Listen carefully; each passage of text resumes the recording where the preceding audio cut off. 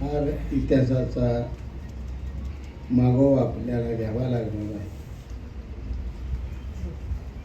सांगोला तालुका पंचायत समिती आणि स्वर्गीय संभाजीराव तथा दादासाहेब शेंडे एक अतूट नाव होते. या कालखंडात सभापती पदावरून या तालुक्यातली काँग्रेस त्या काळची जीवन ठेवण्याचं त्यांनी अतिशय मोठं काम केलं आणि त्यावेळी त्यांचे सहकारी म्हणून आणि उपसभापती या पदावर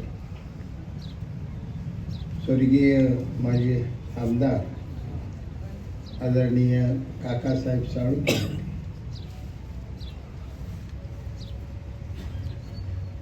पंचायत समितीचं सदस्यपद सदैव आमच्या घरात आप्पासाहेब पाटील होते, महादेव बापू भोसले होते. 20-20, 25-25 वर्ष सतत ती निवडून आली माणसं.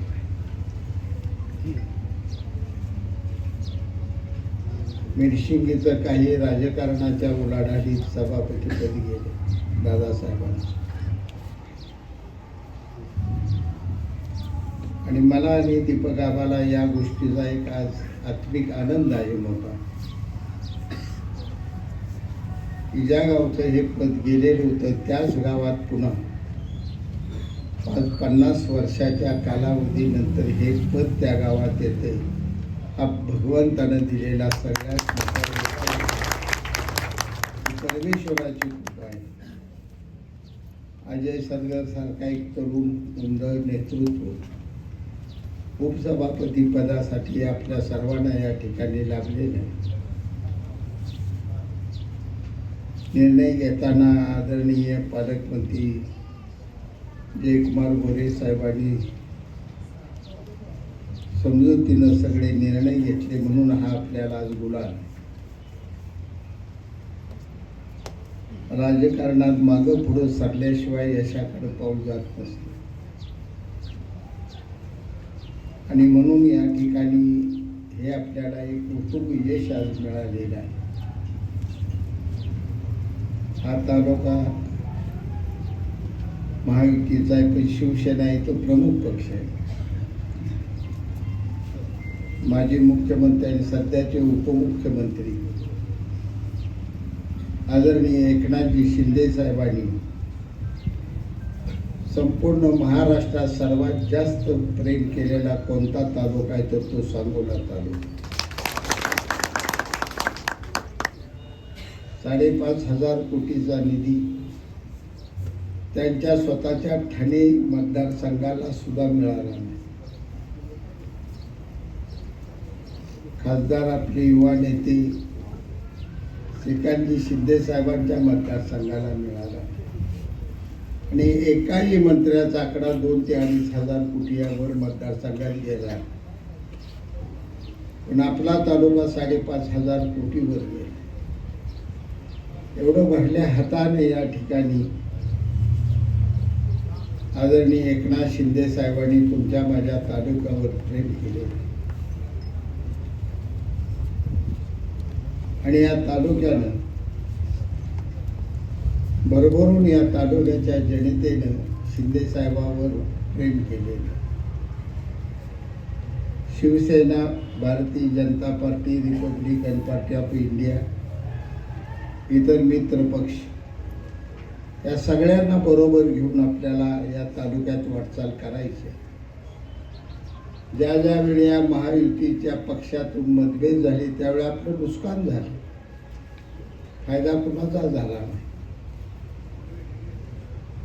तोटाच होतोय आपला. आणि म्हणून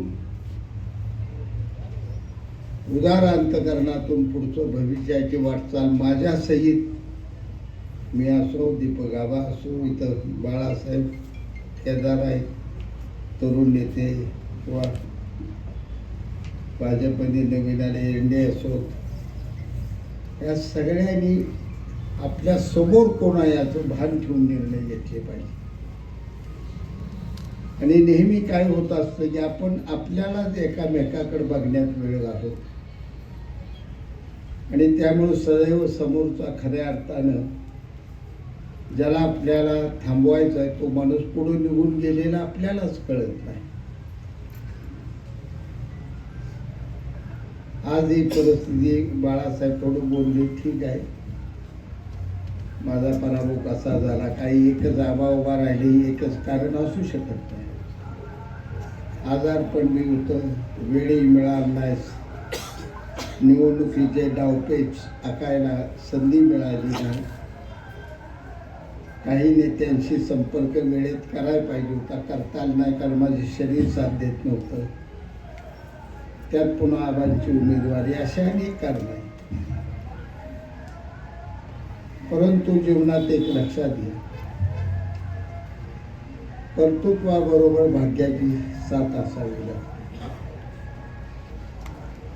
आणि ज्यावेळी तुमचं भाग्य नसतं त्यावेळी किती आदळ आपट केली तर ते तुम्हाला मिळतच नसतं.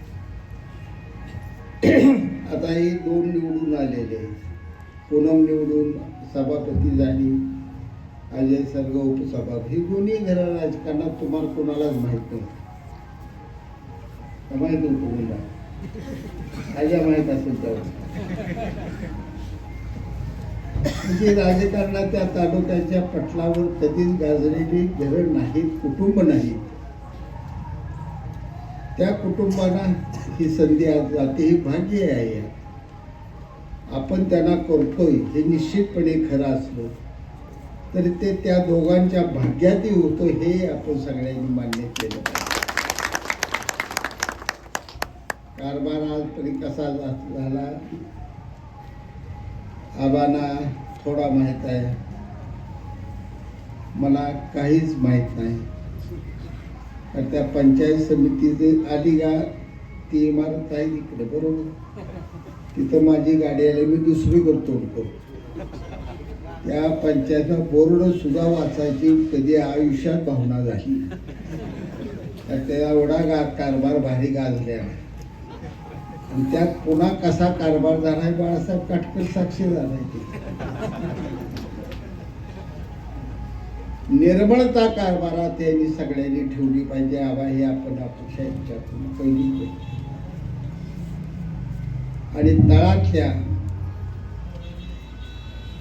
सगळ्यात गरीब माणूस पंचायत समितीमध्ये आल्यानंतर त्याला जवळ घ्या, त्याचा सन्मान राखा, त्याची विचारपूस करा.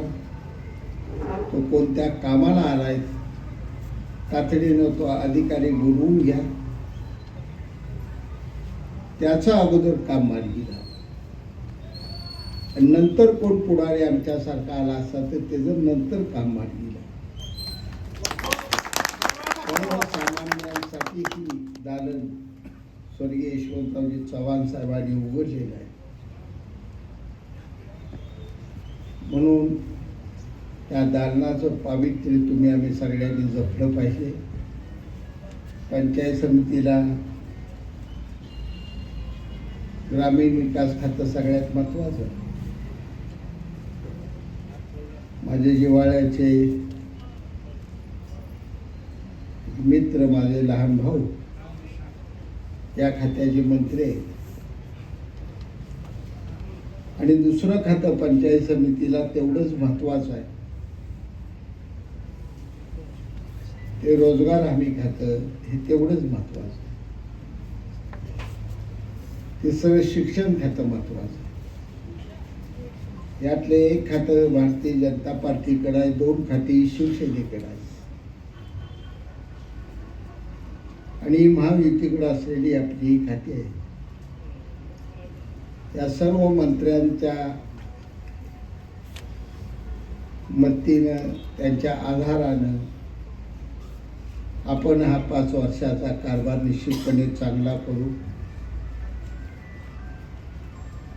जे काय गोराटवाडीला बाळासाहेब ठरले नाही ते करार 5 वर्ष जसेच्या तसे अंमलबजावणी झाल्यानंतर त्या लोकांचा भविष्यात आपला विश्वास बसेल हे लक्षात ठेवा. एक वेळा आपण थोडी चूक कुठल्या तर कुणाचं ऐकून केली, 5 लाख तालुक्यातल्या जनतेचा भरोसा आपल्याला तुटत असतो. आणि आज हा काही जणांना दुःख झालं असेल आजच्या या निवडीचं, परंतु तळातल्या सर्वसामान्य सांगोला तालुक्याच्या जनतेला निश्चितपणानं आज हा एक आनंद झालेला एक कुठंतर परिवर्तन। जो कल हुआ था अच्छा हुआ, जो आज हो रहा है वो भी अच्छा है, और जो कल होने वाला है वो भी अच्छा है। परिवर्तन सृष्टि का नियम है, भगवंत कृष्णाने अर्जुनाला सांगितले। त्यामुळे काल जे काय घडले ते बी चांगलंच आहे समजा, आज जे आपण घडवले तेही चांगलंच आहे, आणि उद्या जे घडणार आहे ते सुद्धा चांगलंच आहे असं धरून तुम्हा सर्वांच्या वतीनं, तमाम सांगोला तालुक्याच्या जनतेच्या वतीने पूनमला आणि अजयला मी हार्दिक शुभेच्छा देतो, अभिनंदन करतो, आणि ती त्यांची कारकीर्द वाटचाल ही नावारूपाला यावी ही पांडुरंग चरणी प्रार्थना करून मी माझे 2 शब्द संपवतो।